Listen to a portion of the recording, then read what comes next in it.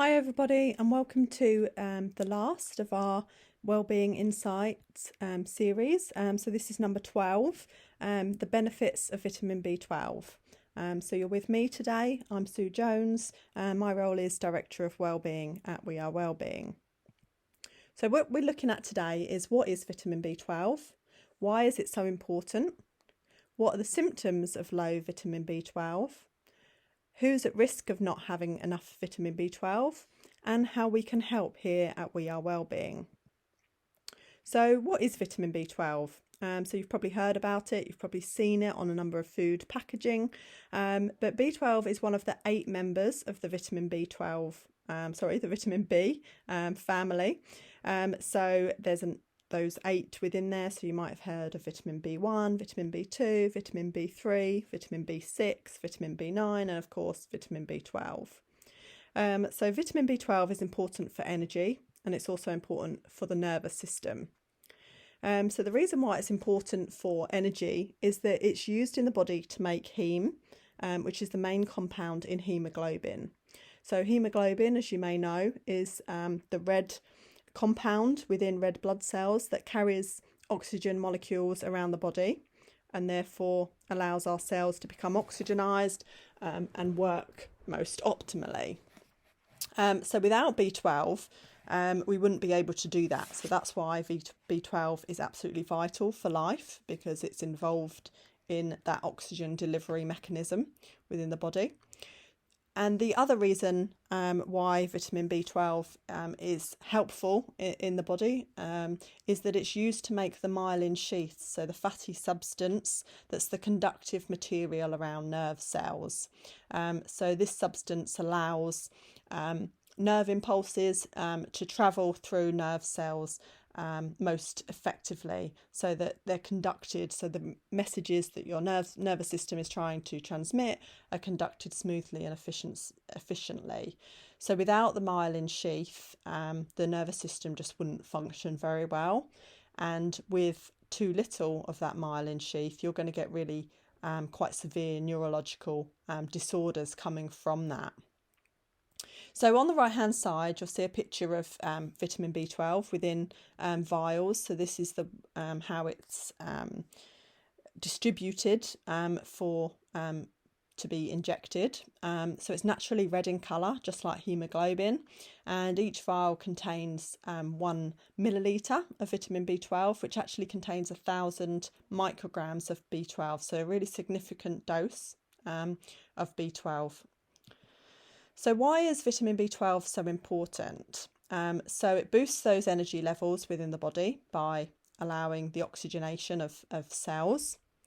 It also boosts sleep, it improves mood, it creates a faster metabolism, it helps prevent anemia and fatigue, it's really good for healthy heart, helps with mental clarity and brain health, focus, and even in other roles like cancer prevention. So to delve into some of those a little bit more, so low B12 is correlated with mental health problems.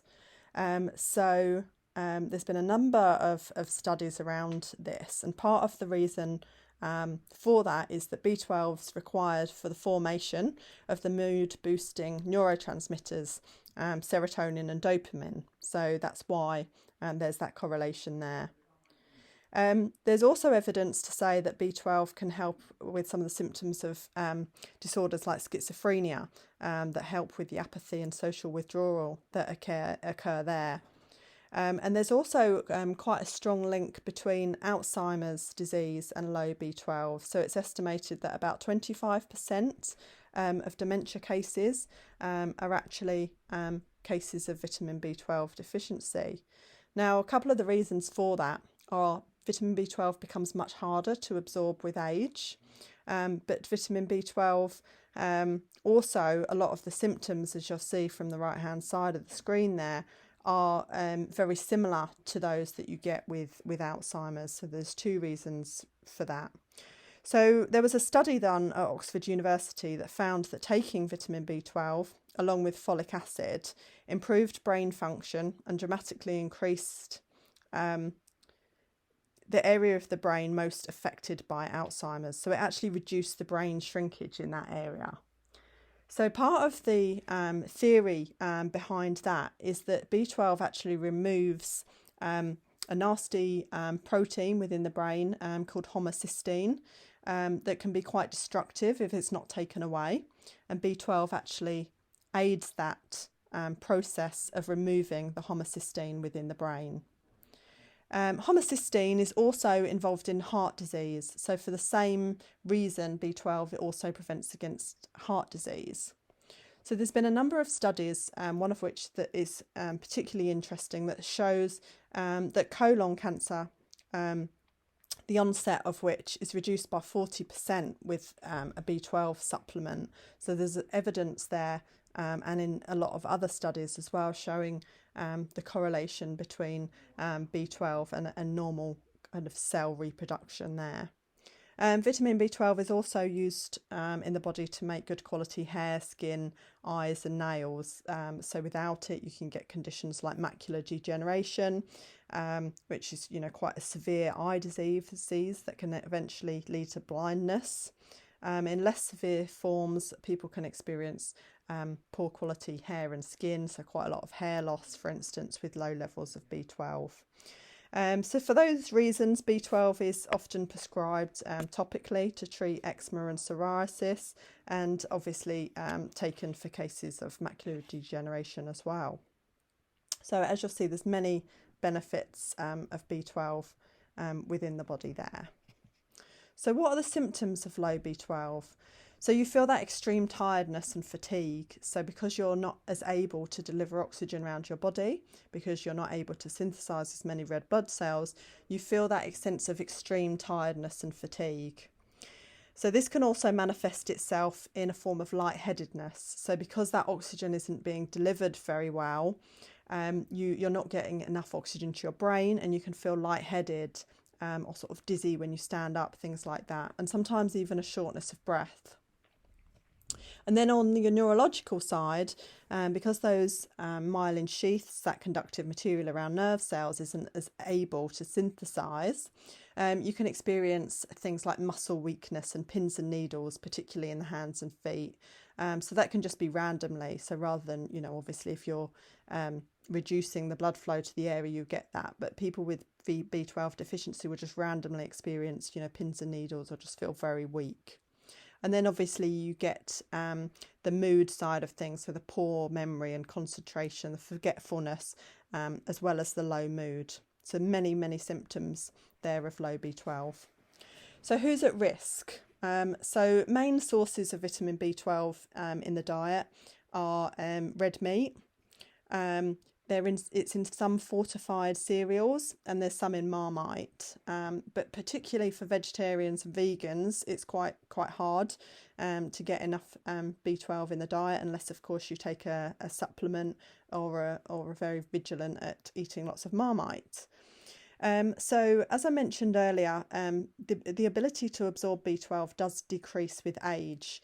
So for that reason, over 60-year-olds are more prone to B12 deficiency, as well as people that have eating disorders, obviously, because they may not be eating enough B12, so getting it in their diet.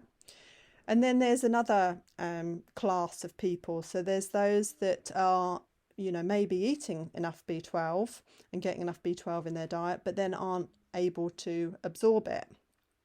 So those are people that are taking or could be taking acid suppressing medication. So things like omeprazole that's used for acid reflux, or metformin, which is a drug that's used in diabetes treatment. So what that actually does is those drugs change the acidity of the stomach. So where we have hydrochloric acid in our stomach, so we've got a pH of sort of 1 to 3, a very acidic stomach environment, that's required for the absorption of B12. Now those drugs alter that acidity and make it less acidic, so we're not as able to absorb vitamin B12 if we're taking those things. So if you are taking any of those drugs, do be mindful and think about how you can get B12, or whether it's worth having your B12 levels tested if you've got symptoms, or whether a B12 injection is something that you'd want to consider. So there's also those that have Crohn's disease, that are celiac, or have IBS. So what the issue here is that the transit of B12 through the stomach and gut system is so quick that the body's not able to absorb the B12 from it. It can also be, particularly with Crohn's disease, that there's a build-up of scar tissue or mucus that's inhibiting the B12 from being absorbed. So I've displayed on the right hand side picture there of the stomach, and then one of the little villus areas there within the stomach that are normally for the absorption, and you'll see at the top there where the pH of inside the stomach has to be quite low in order to cause the absorption of B12 into the stomach and then into the bloodstream. So those who drink a lot of alcohol will be less able to have good levels of B12. So B12 is actually involved in the breakdown of alcohol. So people that have, extreme levels of alcohol intake or alcoholics are likely to have extremely low levels of vitamin B12 as well.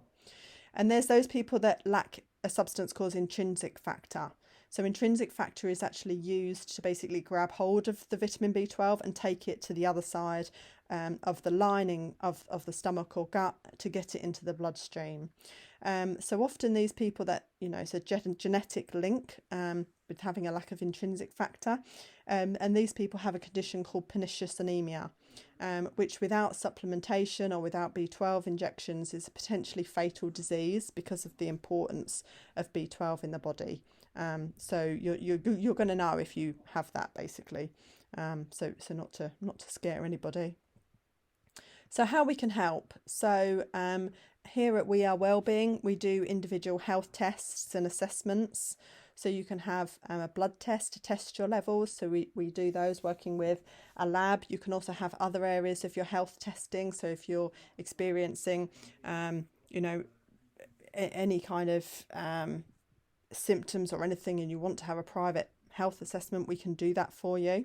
We'll do a consultation to discuss what symptoms you've got around vitamin B12, and we can also get B12 prescribed and administered for you in the form of an intramuscular injection in the arm there.